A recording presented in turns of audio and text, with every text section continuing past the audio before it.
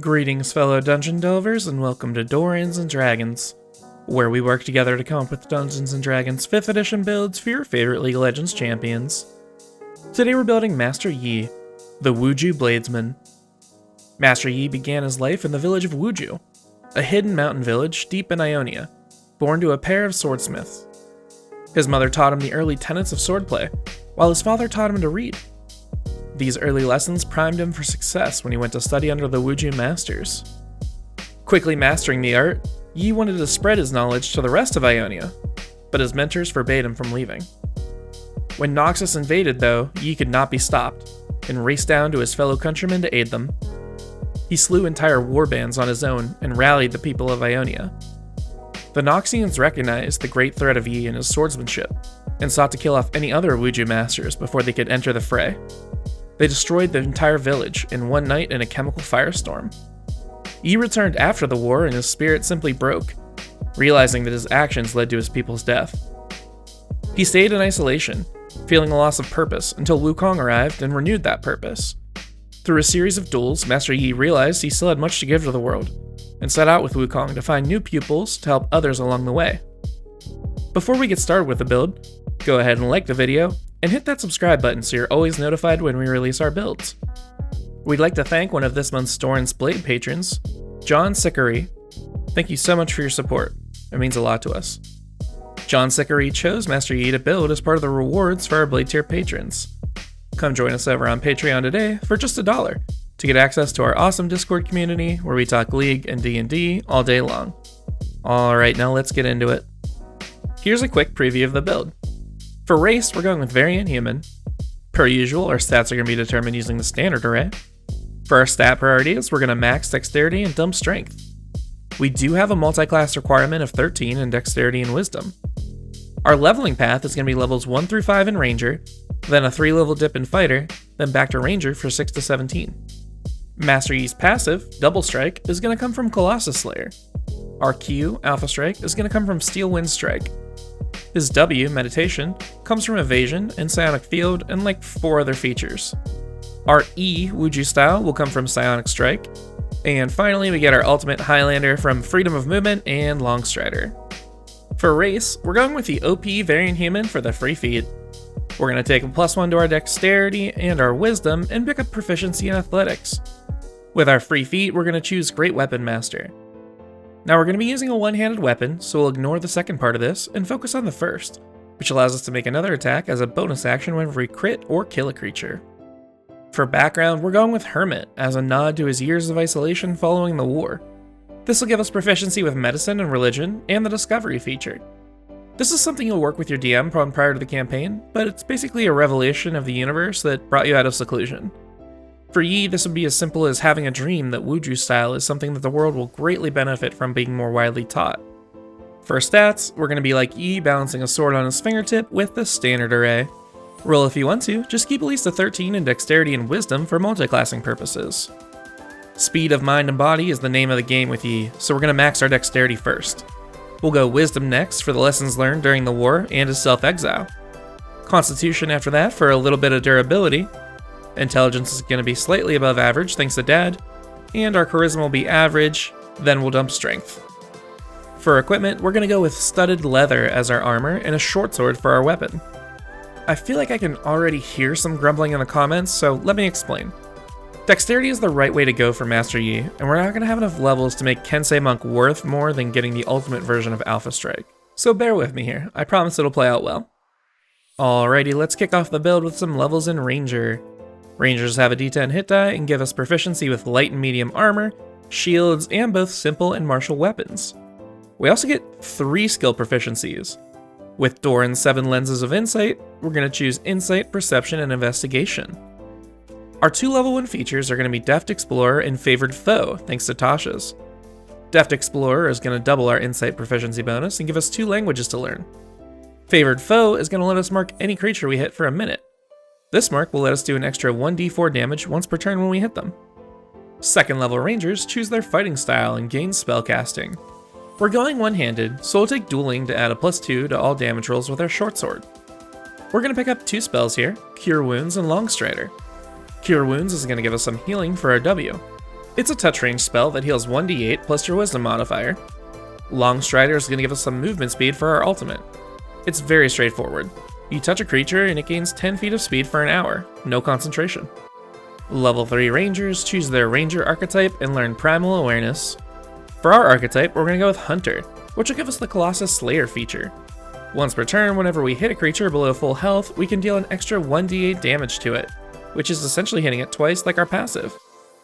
Primal Awareness will allow you to tap into nature and give you access to certain spells, like Speak with Animals and Beast Sense.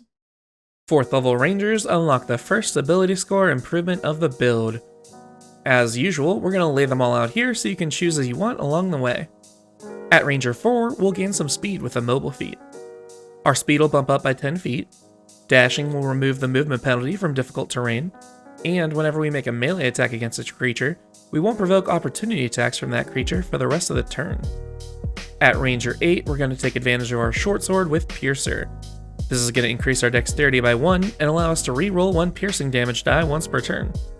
Also, whenever we land a critical hit, we can roll an additional damage die. For Ranger 12, we're going to round off our dexterity and wisdom with a point each. Finally, at Ranger 16, we're going to max our dexterity with 2 more points. Level 5 Rangers unlock extra attack, which is pretty straightforward. We just make 2 attacks instead of 1 when we take our attack action. This could also count as our passive, but I just don't think it's as fun. Alrighty, now we're going to switch over to Fighter for a few levels to pick up Action Surge and some damage mitigation for our W. Fighters have a D10 hit die and give us no new proficiencies. We are going to pick up another fighting style though, so we'll take Defense for the free +1 to AC since we're wearing armor. We'll also get a nice little bit of healing for our W with Second Wind. As a bonus action, once per rest, you can heal yourself for 1d10 plus your fighter level. Standard use me before a short rest advice here. Second level fighters only get 1 feature, but it's one of the best in the game, Action Surge. Once per turn, you go all out, giving yourself an additional action on that turn. This will let us attack 4 times in a turn, not including any bonus attacks we get from Great Weapon Master. Level 3 fighters choose their martial archetype.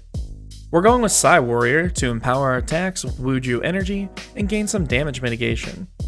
Psionic Power is going to give us a pool of d6 psionic energy die equal to twice our proficiency bonus. We have 2 features to use this with, 3 if you include telekinetic movement, but that's not really relevant to us, so we're not going to talk about it. Protective Field will give us some damage mitigation, and you can use it on allies too if you want. Anytime someone within 30 feet, including yourself, takes damage, you can spend your reaction to reduce the damage by whatever you roll in your psionic energy die, plus your intelligence mod. Psionic Strike is going to give us the oomph of Wuju style. Whenever we land a strike on a target within 30 feet, we can add force damage equal to a roll of our psionic die, plus our int mod. And we're back over to Ranger. 6th level Rangers improve their Favored Foe and Deft Explorer. Favored Foe damage scales up to d6s, and Deft Explorer now gives us 5 movement speed, and a climbing and swimming speed equal to your walking speed. Level 7 Rangers gain Defensive Tactics, which is going to be yet another defensive tool for our W. We'll choose Multi-Attack Defense, which gives us +4 AC against any creature who's already hit us on their turn. 8th level Rangers pick up an ability score improvement and the Land Stride feature. Land Stride is going to make us ignore non-magical difficult terrain and plants. We'll also get advantage on saves against the magically created variety of plants as well. 10th level Rangers learn Nature's Veil, which allows us to become invisible as a bonus action until the start of our next turn. This feature has charges based on your proficiency bonus, and recharge on a long rest. We're definitely going to need to go back and rebuild Twitch, huh? Level 11 Hunters gain a multi-attack feature. We're going to pick up an early version of our Q with Whirlwind Attack. This will let us use our action to make a melee attack against any number of creatures within 5 feet. Remember, with mobile, none of these creatures will be able to make opportunity attacks on you if you want to skedaddle away afterwards. Level 13 Rangers gain 4th level spells. We're going to get some immunity to slows for our ultimate with Freedom of Movement. For an hour, you are unaffected by difficult terrain, speed reduction, or spells that try to paralyze or restrain you. If you're grappled or in manacles, you can spend 5 feet of movement to escape. Also, if you're feeling aquatic, there's no movement or attack penalty while fighting underwater. 14th level Rangers learn the Vanish feature, which is going to allow you to hide with your bonus action, and it stops you from being tracked by non-magical means, unless you want to leave a trail on purpose. At level 15, we'll pick up one of the best versions of our W with Evasion, Whenever we have to make a dex save to only take half damage from an effect, we take none on a successful save and only half damage on a failure. At these later levels, this will be the difference between life and death. And finally, the main reason we went down this path, 17th level Ranger in the Steel Wind Strike spell. I'm just going to read this spell verbatim and not explain any further why this is a perfect Alpha Strike clone. You flourish the weapon used in the casting, and then vanish to strike like the wind. Choose up to 5 creatures you can see within range. Make a melee spell attack against each creature. On a hit, a target takes 6d10 force damage. You can then teleport to an unoccupied space you can see within 5 feet of one of the targets you hit or missed. Don't forget that with mobile, none of them can even make opportunity attacks against you. Alright, now that we've completed the build, let's see how we did. First, the good. Steel Wind Strike is awesome, and a perfect version of Alpha Strike. It definitely makes all the levels in Ranger worth it. Speaking of Ranger, the new Ranger in Tasha's is a breath of fresh air, and I definitely recommend giving it a chance now. This build also does a surprising amount of damage, especially to a large group of enemies. Now the bad.